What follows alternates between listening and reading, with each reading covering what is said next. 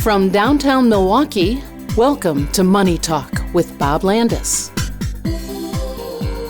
Each week, professional advisors from Landis & Company Investments discuss the latest financial developments, offering timely insight and long-term perspective. This is Money Talk for September 13th, 2024, Friday the 13th. Checking the calendar, the Brewers are home for the weekend with the Arizona Diamondbacks. Your Green Bay Packers, without Jordan Love, are home Sunday with the Indianapolis Colts. And here's a good way to start your weekend. It's the 10th annual Taco Fest, Saturday at the Summerfest grounds.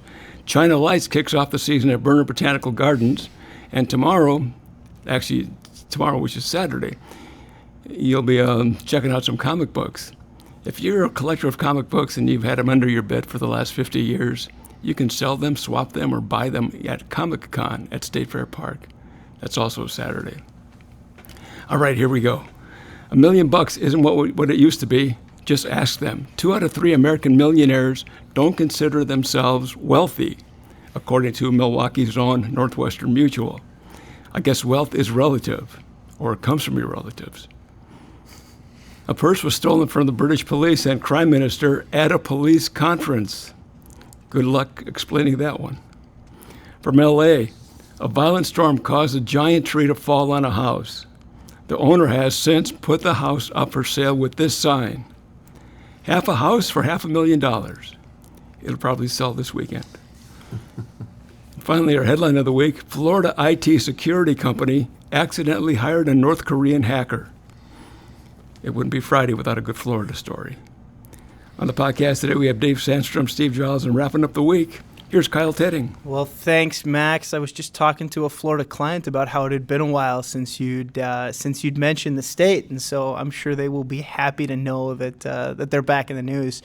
Good week overall for markets, if not for Florida. The NASDAQ up 6% this week, closing at 17,684. The S&P 500 up 4%, 218 points this week, closing at 5626.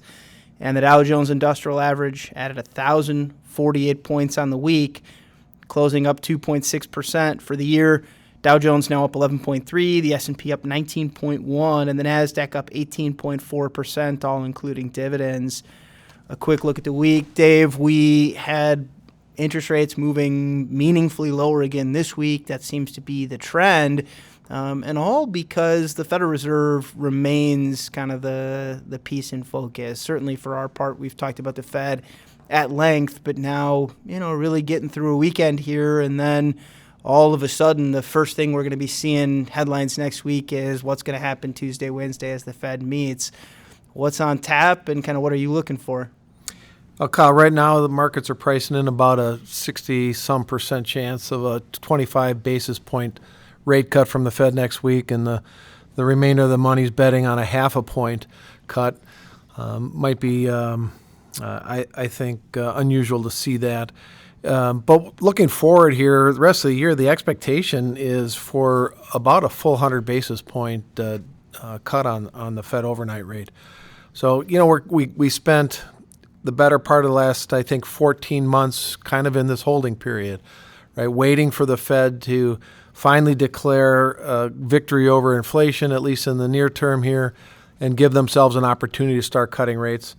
I think you've seen some of the moves in the interest rate market on treasuries in anticipation of those cuts, and it certainly has given us a great tailwind for bond performance over the last 12 months.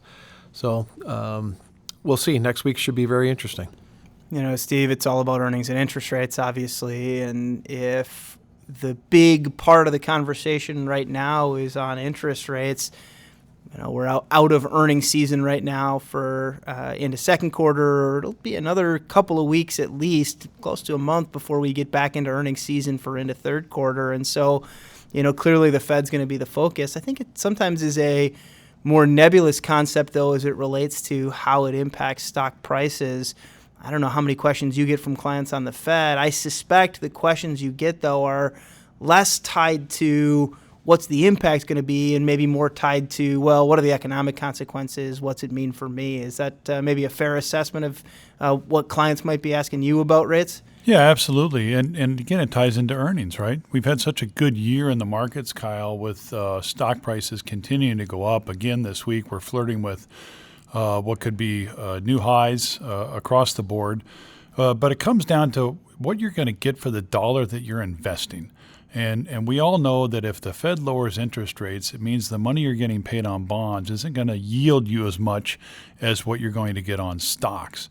And right now, you look at the earnings yield on stocks coming in at 4.6%.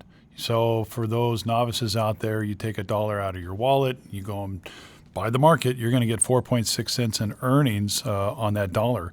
If you put that same dollar into the bond market and buy a 10-year treasury, you're only going to get 3.8 cents in interest on that 10-year treasury. The point here is that the spread is not that wide right now, but it's going to start to widen if we see a couple of things. One, yields going down, which might make stocks more attractive. But what's diluting that earnings yield on stocks is obviously the market continuing to go up. And unless we get some support and an increase in profits from companies across the board, we might see this market and whether it's stocks or bonds continue to kind of move sideways for a while. I'm continuing to preach balance for those investors that are looking at their portfolios wondering what to do between now and the end of the year. Hey, trim some winners. It's okay to buy some bonds, maintain your balance, and don't let anything get out of whack. Yeah, I think that's such a good point, right? That if trading sideways is a bad thing, well, we're probably in the environment in which I want that bad thing, already up 18, 19% in the stock market. Okay, yeah, let's trade sideways for a little while. We'll take that. And I think, the challenge is that the bond piece of the portfolio forever didn't add much to return. And so it was really difficult to sell balance when stocks were the piece that had all of the returns. And I think investors are going to be surprised when they look at statements to start to see how much contribution they're actually getting from bonds, and more importantly, what's left in that opportunity. Bond fund investors are going to get their comeuppance here, Kyle, in the next 12 to 24 months. As we all know, the values of your bond funds always move in the inverse of rate changes. As the Fed goes down with rates, you're going to see upward appreciation on your underlying bond funds. That's how it's supposed to work. So don't discount bonds just because they had a rough couple of years. And we have seen some pretty meaningful shifts in rates that have boosted those prices already. And so, yeah, I think one of the reasons we have preached that balance is not because we knew it was coming, but because we knew the potential was there. Yeah, if it comes a little quicker than we think, if the Fed has 2 cuts next week instead of 1, that might be a little bit of front loading of longer term returns for bond funds, but overall a pretty unique opportunity to gain some potential return from the fixed income side of the portfolio. And Kyle, when we talk about balance, don't forget that can also apply to the type of stocks that you own, right? It's been very easy to get on this momentum play in the growth stock sector over the last 18 to 24 months. Don't forget about those value stocks in the portfolio. We're starting to see some rotation from some of the more aggressive areas of the markets into some more defensive positions of the stocks. And you're starting to see things like utilities and other dividend-paying types of stocks start to gain favor as more and more talk you start to hear about maybe some potential longer-term slowdowns in the economy. So don't give up on that defensive sector. I know that growth stocks have been the shiny object out there and have dominated the headlines, but also remember that growth stocks can drop like rocks, sink like rocks when we do run into recession. Yeah, I mean, Dave, I think that's a great point because you've had so much of the growth area of the market running away from everything else. In the last few weeks, we've certainly had more parity in returns between those different styles. And as the market starts to have more breadth and more stocks are beginning to participate in this advance, and it's not just those Magnificent Seven, you're going to see more participation in other investments in your portfolio. Yeah, if we get the Magnificent 493 instead of the Magnificent 7, that might be encouraging for investors that were waiting for the rest to pop. I think the part I always go back to is that the artificial intelligence renaissance, the kind of technological shift, is here to stay. And so, yeah, we might have gotten a little ahead of ourselves in some areas, but a reminder that if you're thinking long-term stock money, which generally is that 5, 10, 20-year time horizon, there's plenty of reasons for that in your portfolio. And you look no further than Boeing, who's going through some contract negotiation issues with one of their unions this week. One of the big sticking points that the labor union had was, we don't want our workers to lose jobs to artificial intelligence. You can go back to the auto union strike, feels like forever ago, but you go back to that strike, and one of the big sticking points was also those contract negotiations wanted to make sure that we were preserving jobs, even if it meant 20% reduction in work hours across the board. Well, okay, we'll work 4 days a week instead of 5. It means we keep all of our workers employed. And so I think we have to be clear that, yeah, we're seeing a broadening right now, but long term, those opportunities are still incredible in some of those areas. And that's why, I remain so optimistic about being a stock investor. There's all these opportunities in bonds. There's all these opportunities in maybe some other areas of the market. It is still those growth stocks long term that have some pretty exciting opportunities ahead. Maybe one other thing on the Fed, as we transition into some of the economic news this week. Every other Fed meeting, we get the summary of economic projections. I'm always interested in kind of what the voting members of the Fed see as kind of the path forward for things like unemployment, things like economic growth. Not anticipating any meaningful shifts from maybe the last June reading, but more the language, right? And what is the Fed talking about after a rate cut? Assuming that's what we get, but I think a fairly safe assumption. How do we pivot now from a Jay Powell that's talking about an economy that's humming along to maybe the economy's a little weaker than we thought, or maybe there's areas of the economy that are a little weaker?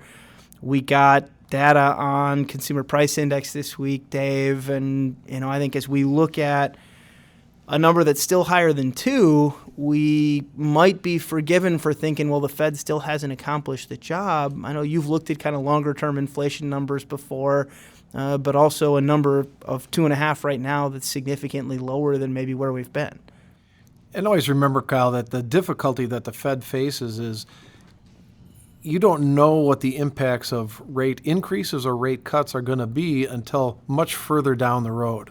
So the crystal ball and the kind of the reading of the tea leaves that they are faced with is, okay, we're on a pretty good decline here on the inflation rate.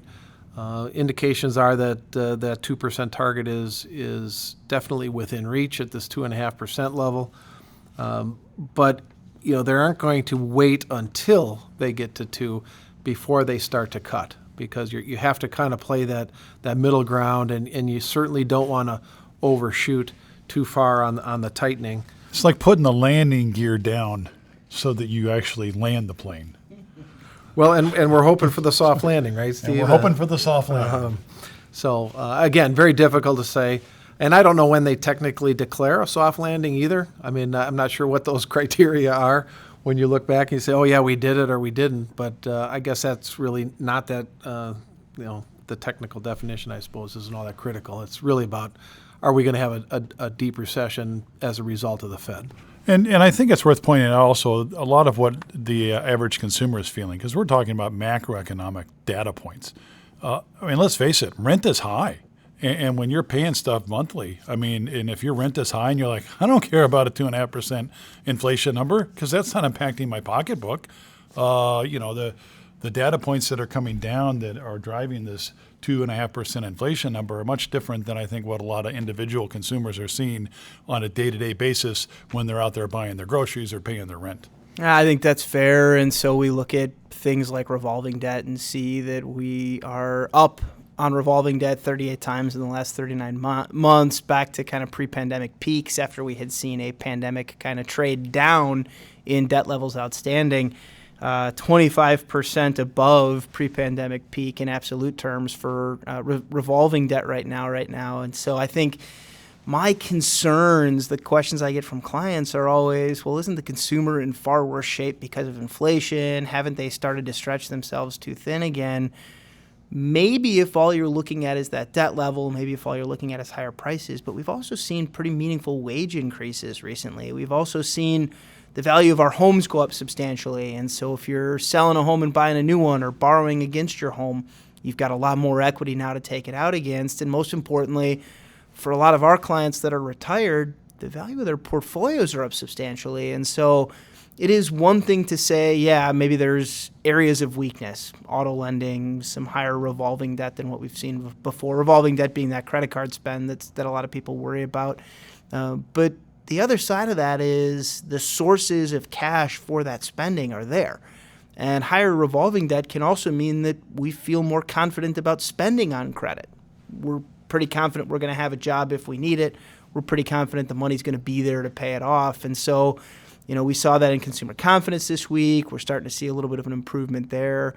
But I think, it's about putting all those pieces together and looking at, okay, where are we headed? Yeah, to your point, Dave, maybe that soft landing is in the near future. I kind of continue to hope that we don't get the landing at all, right? Let's let the plane keep flying, because it means the economy is strong enough to support rates at 4.5 or 5, rather than interest rates going back down to 1.5 or 2. I'd much rather get that 4% yield on my money market than go back to the universe we were in 2010, 2015, where you were getting paid nothing for safety. I think as we kind of look at the prospects for rates going forward, want to be clear that we've already seen a bit of a move, but also want to be clear that as the Fed starts that conversation next week, there's going to be a lot of ways that it impacts client portfolios. We're going to spend some time October 1st, October 9th in seminars out at the Ingleside Hotel in Waukesha, talking through kind of the impact of those changes, talking through the impact of what it means for higher prices on stocks that we've seen, what it means for kind of investing in the economy more broadly, and would certainly love to have you join us if you're available. Don't hesitate to reach out to your advisor. Don't hesitate to reach out to our front desk, 414-223-1099. Always happy to get you signed up, give you more details on everything at that point. But otherwise, we enjoy doing the program for you. We will talk to you again next week. Thank you for listening to Money Talk with Bob Landis. If you have a financial question you want answered on next week's show, email it to moneytalk@landis.com. To keep informed throughout the week, visit our Money Talk page at landis.com.